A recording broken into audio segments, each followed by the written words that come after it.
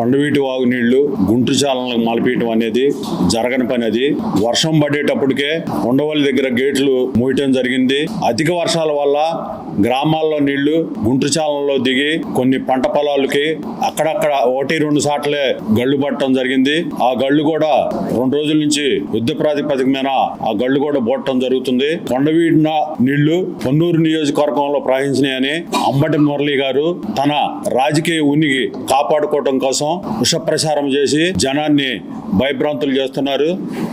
అది జరగని పని. మేము గత 15 నెలల నుంచి ఛానల్లో కానీ డ్రైనేజీల్లో కానీ గురపటెక్క కానీ తూటికాడు కానీ తొలగించడం జరిగింది. ఎక్కడా కూడా అడ్డు లేదు. వచ్చిన నీళ్లు వచ్చినట్టు డ్రైనేజీలు పోయేటట్టు కూడా చేయటం జరిగింది. 1-2 సార్ల తూటికాడ గేట్ల దగ్గర అడ్డుపడ్డా కూడా మనం వర్షం పడేటప్పటికే తీయటం జరిగింది. మా ఎమ్మెల్యే గారు నరేంద్ర గారి మీద విష ప్రచారం చేసి తన ఉనికిని కాపాడుకోవాలని చూస్తున్నాడు. సంక్షేమ పథకాలు కూడా రైతు భరోసా కానీ తల్లికి వందనం కానీ గ్యాస్ బండ్లు కానీ ఇవన్నీ సకాలంలో అందరికి అందలేదని ఆయన విష ప్రచారం చేస్తున్నాడు.